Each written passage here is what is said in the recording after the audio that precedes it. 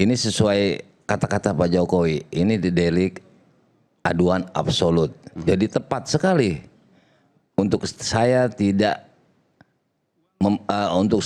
dijadikan tersangka karena saya tidak terlapor. Namun ada memang dari beberapa laporan, saya lupa siapa, Lecumen atau Andi, di situ ada kata-kata TPUA dan kawan-kawan. Tapi nyata saya tidak terlapor. Karena oleh pelapor siapa? Andi. Saya nggak tahu lah siapa. Yang penting saya tidak terlapor daripada 4 atau 5 kelompok tersebut.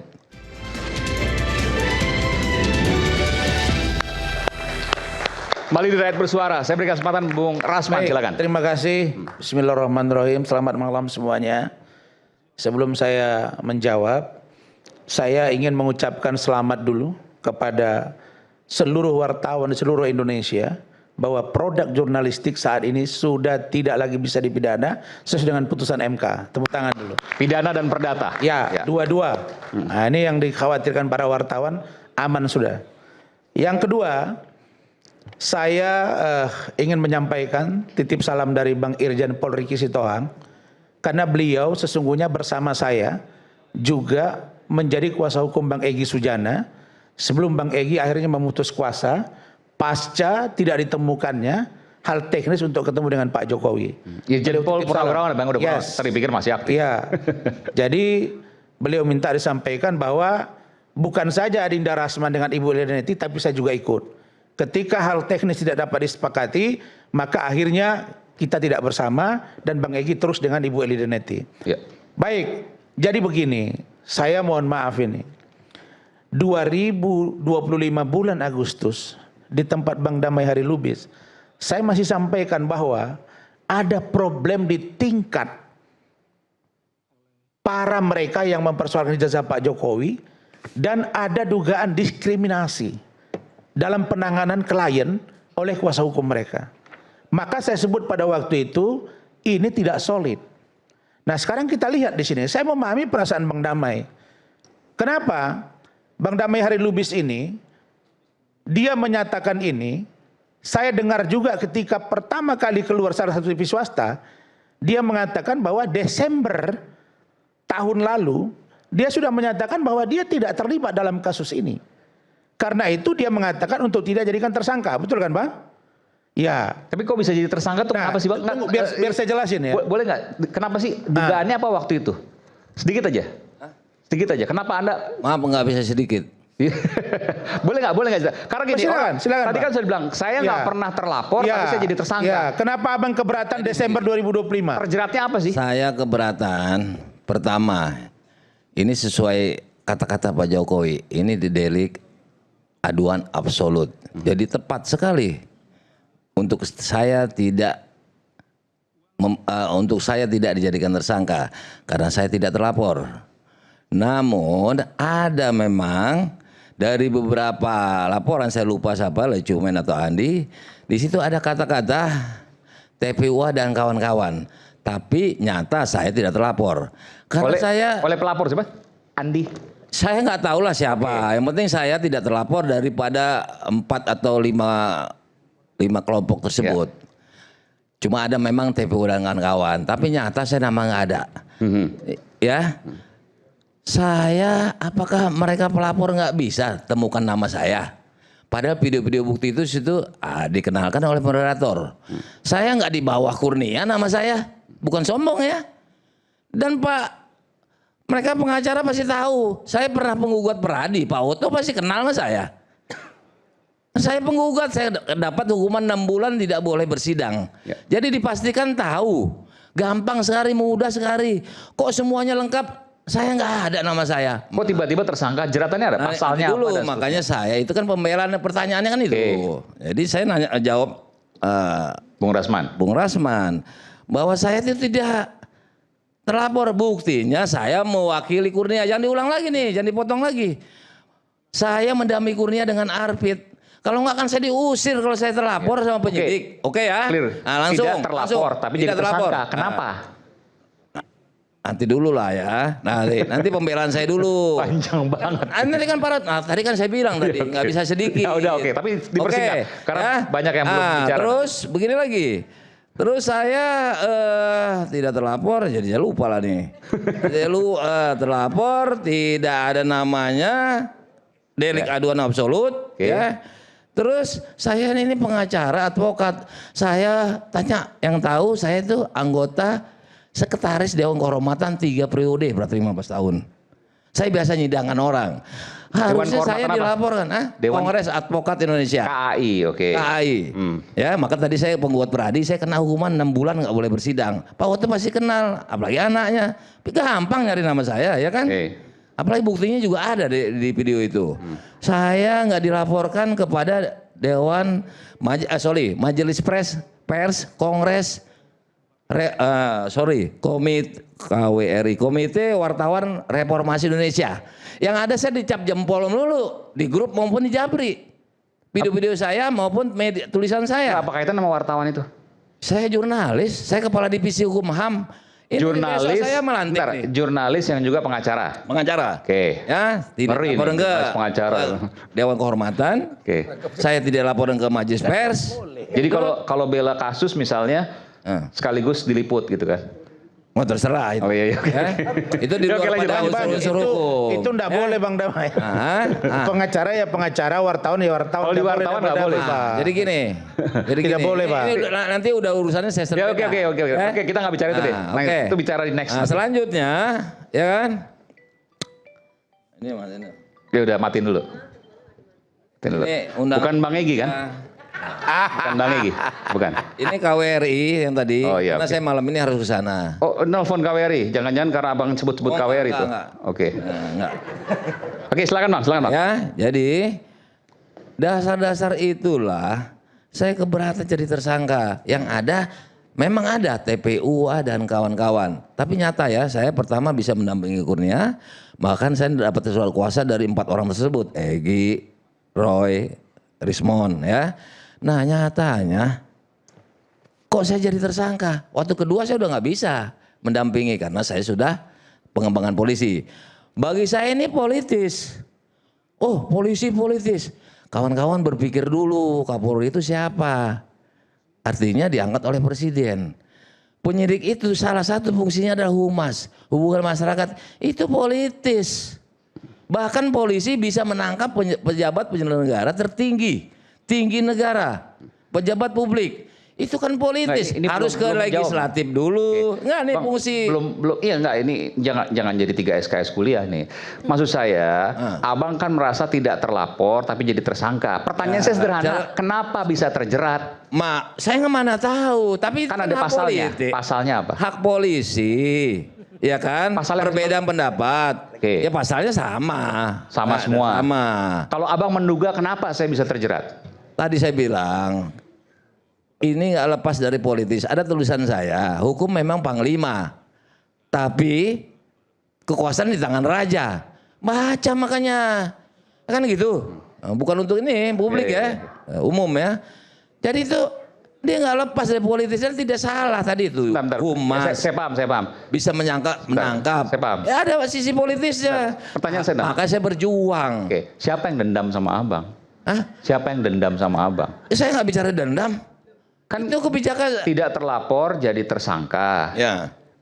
Padahal secara hukum harusnya tidak. Tapi Abang tadi ini ada kaitan dengan kekuasaan. Wajar dong kalau saya tanya siapa. Tapi saya tidak menyalahkan ya. Iya. Okay. Justru yang memisahkan tidak ada sama sekali fungsi polisi itu politis itu salah. Salah satu adalah tugas fungsinya adalah humas. Bisa nangkap pejabat penyelenggara negara, hubungannya ke legislatif. Bang, terlalu jauh Bang, nanti pemirsa bingung nanti. Penyidik itu memang politis, cuma alasan politis apa saya nggak tahu. Mungkin saya suruh diam, ternyata saya masih Nah itu yang saya tanya, mungkin saya suruh diam. Abang sebelum bicara apa? Begini loh, saya ini kan penulis, ya. Saya penulis. Tadi untuk dinyatakan TSK nggak bisa karena TPU dan kawan-kawan itu obscure label.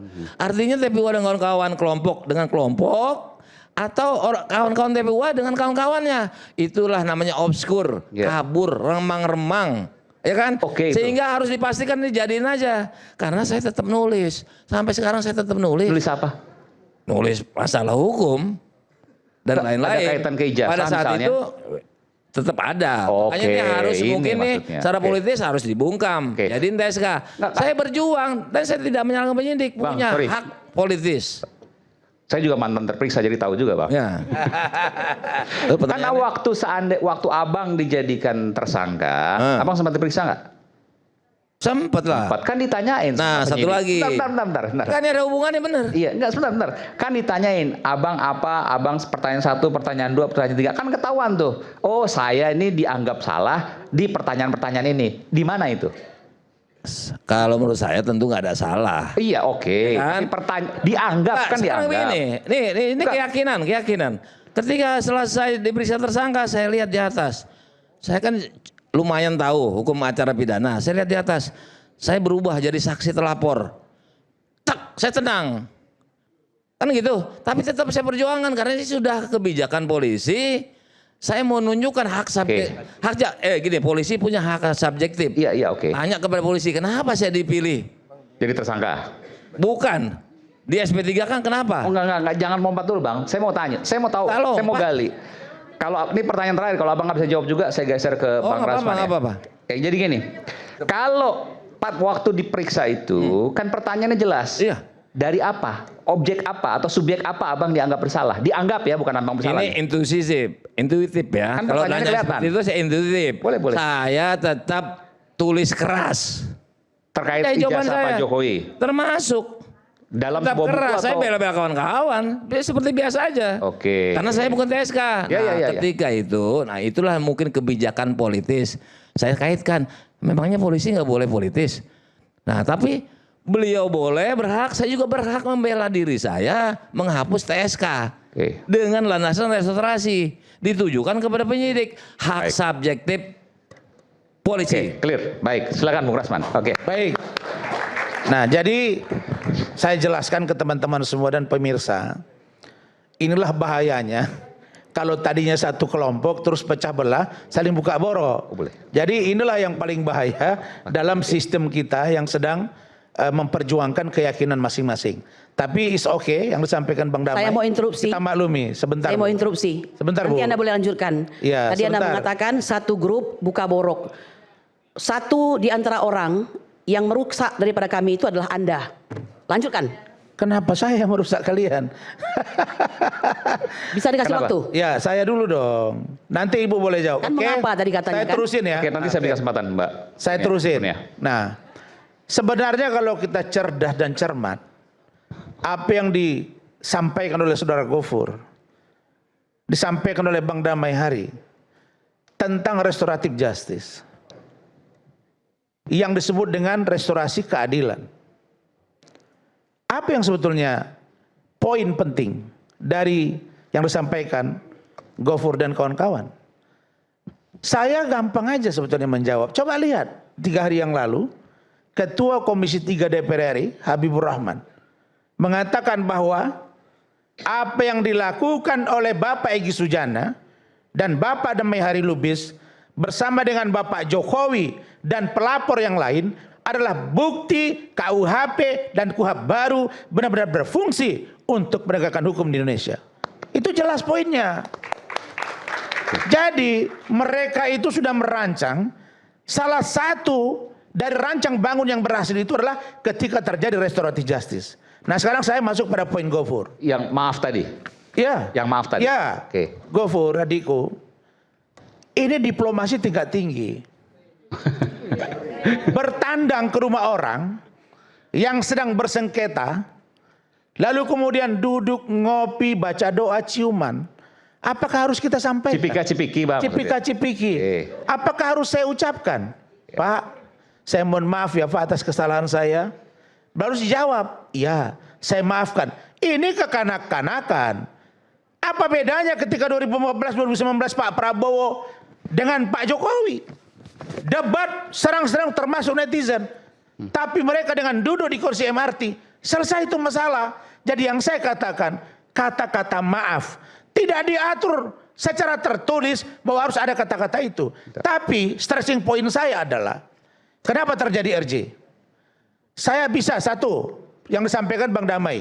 Yang kedua, saya dengar pernyataan Ibu Eli Danetti bahwa 13 Januari 2026 Ibu Eli Danetti mengajukan surat kepada penyidik untuk melakukan restoratif justice. Tanggal 8 Januari mereka bertandang ke Solo. Ketemu dengan Bapak Jokowi, terus Bang Egy Sujana memang bilang saya tidak minta maaf sama Bapak. Lalu kemudian Pak Jokowi mengatakan bahwa dengan datang selesai sudah. Jadi kalau kita mencerna, pentingkah kata maaf? Tidak penting. Yang penting sepakat untuk berbaik-baikan. Kenapa dipanggil polisi? Karena polisi itu diminta untuk menjadi saksi bahwa ada pertemuan 3 orang yang sedang bersengketa hukum. Satu Bang Egy Sujana, yang kedua Pak Damai Lubis, yang ketiga Pak Joko Widodo. Yang penyidik itu Bang? Yes. Oke. Plus penyidik untuk menyaksikan itu. Nah, untuk memperkuat argumentasi itu, maka Pak Jokowi memanggil Yakub Hasibuan untuk menjelaskan sudah ada pertemuan itu dan disetujui restoratif justice. Follow up-nya seperti apa? 13 Januari tadi yang saya sebut, Bu Ida mengajukan surat. Jadi semua sudah dikaji di dalam oleh penyidik, maka keluarlah restoratif justice dan dihentikan proses sidik sehingga terjadi sampai saat ini. Itu poinnya. Jadi jangan kita membuat rakyat menjadi bingung seolah-olah kata maaf itu terlalu penting. Tidak ada. Tidak ada kata maaf yang diatur secara tertulis barulah dinyatakan restoratif justice. Kalau kita berpikir ke sana, maka tidak akan pernah terjadi lagi nanti perdamaian orang. Harus diucapkan itu, kan orang ada malu-malu kucing juga. Tuh, baru kemudian berikutnya tentang Bang Egy. Dipersoalkan dengan Pak Damai. Mau mereka terima duit 100 miliar. Mereka ini ada naik mobil dipersoalkan. Bang Egy itu sedang berobat. Dia masih bisa berjalan. Tetapi pada saat yang bersamaan dia takut ketinggalan pesawat, dia pakai kursi roda. Dan di Malaysia saya dapat info, ini bukan mobil dia, ini mobil ponakannya. Saya studi S2, S3 di Malaysia. Bisa. Yang saya mau katakan adalah bahwa apa yang terjadi hari ini harus menjadi koreksi bagi Roy Suryo CS. Tadi saya baru debat dengan Risman, salah satu TV swasta. Saya katakan penting bagi 6 orang lagi. Bu Kurnia. Ya, klaster 1 Bu Kurnia, Pak Rizal Fadila, Rustam Effendi. Klaster 2 RRT. Saya mau katakan bahwa kalian harus mencermati bagaimana kalian ke depan. Kalau memang tidak mau restoratif justice, maju ke persidangan. Jangan selalu menyalahkan polisi. Bang Aiman, saya tidak minta digurui oleh orang tersebut. Tidak usah menggurui. Kok menggurui? Siapa tidak yang usah menggurui. Saya nggak ada yang tersangka itu kami. Loh, ya. Saya tidak usah ini, mengatakan soal ke depan bagaimana. Kami sudah mempunyai tim kuasa sendiri. Bu, saya kan boleh menganalisa dong. Saya mau mengatakan kepada Anda ya. Jokowi berhasil mengakuisisi 2 orang. Pejuang TPWA. Saya mau tanya Ibu. Pejuang TPWA. Ibu bilang ke saya Anda tadi. di sini sebagai apa? Saya yang merusak. Kuasa hukum kah? Saya ketua umum kami Jokowi. Tidak perlu. Kenapa tidak perlu? Ini urusan TPWA. Siapa yang bilang? Siapa yang bisa melarang saya? Ini TPWA. Siapa yang melarang? Kalian berhasil menghancurkan perjuangan kami. Ini rakyat bersuara. TV yang tampil untuk edukasi rakyat Indonesia. Sekedarnya saja. Sudah ya. Berlebih-lebihan ya. Jadi saya mau katakan begini. Saya mau mengatakan Anda dicabut saya kuasa mau katakan, oleh abang kami BES ya, dicabut. Kalau karena Anda itu punya BES? kepentingan. Anda BES dulu. Kalau BES itu Anda balada punya Egy kepentingan Sujana. sendiri. BES apa BAS? Anda barangkali BAS. Saya makanya bilang BES, Bu Bang Kurnia, Egy Sujana. Bu Balada Kurnia, Egy Sujana. Bu Kurnia. Terserah. Ya. Gentle lah Anda kalian. Saya mau kasih jangan bilang tahu. gentle. Kau yang harus gentle ya. Saya katakan Anda menghendaki kuasa dari Egy Sujana. Karena Anda mempunyai kepentingan, paham? Hanya 2 minggu lalu cabut. Saya mau mengatakan saya tersinggung sebagai PWA. Bu, Anda memasukkan orang Irjen Pol, ya, Ricky Sitohang, orang yang sinis kepada TPWA. Mengapa Anda masukkan? Jadi semua orang salah. Jangan ada orang di sini, jangan Bu. Jangan begini ada, ya. ada orangnya di sini. Saya mau bilang begini ya. Saya mau bilang Bu, saya punya ya tanggung jawab moral juga ketika bangsa dan negara ini kita lihat diganggu oleh segelintir orang. Siapa yang mengganggu? Ya. Siapa yang mengganggu? Masa ditanya lagi ke saya? Saya akan tanya kepada Anda. Karena itu bisa kami yang mengganggu. Menurut saya bahagian dari itu termasuk Ibu dan kawan-kawan. Jangan bilang kami mengganggu ya. Iya dong. Siapa bilang kami mengganggu? Yang mengganggu itu model Anda. Yang menggunakan kesempatan dalam hal ini. Gimana sih? Saya bilang Anda mengganggu karena Anda mengambil kesempatan. Di mana saya ambil kesempatan? Oh, banyak sekali. Saya bisa sampaikan apapun yang bisa saya ketahui ya. Kasih saya ngomong dulu. Tadi Adinda Gofur bilang saya dengarin. Ini kan pertanyaannya soal adakah harus permintaan maaf atau tidak? Ya, saya katakan tidak ada aturan hukum Oke. yang mewajibkan harus ada kata maaf. Oke, Bang silakan. Aiman saya balas ya. Oke. Oke. Terima kasih Kanda ya. Nggak usah panjang, dibaca aja pasal berapa. Enggak, ayat sebentar. berapa. Sebentar, Bang. Sebentar. Abang orang hukum. Bukan. Tandaku juga Supaya orang singkat, hukum. Saya juga baca orang. aja pasalnya berapa. Sebentar, Ayat apa. sebentar. Harus maaf. Iya. Kalau nggak ada, ya.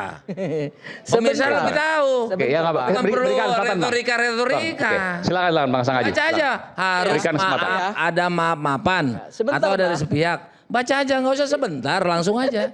Loh, Supaya nggak gimana buang saya waktu. Gimana saya mau menjelaskan abang ngomong terus dari tadi. Jelasin, orang suruh baca, jelasin. Sekarang gini. Apa yang disampaikan oleh Kanda Rasman, ini mohon maaf ya, ini forum edukasi hukum kepada publik. Ya. Bang Rasman menyamakan perdamaian Pak Jokowi dengan Pak Prabowo, mohon maaf, itu perkaranya perkara politik.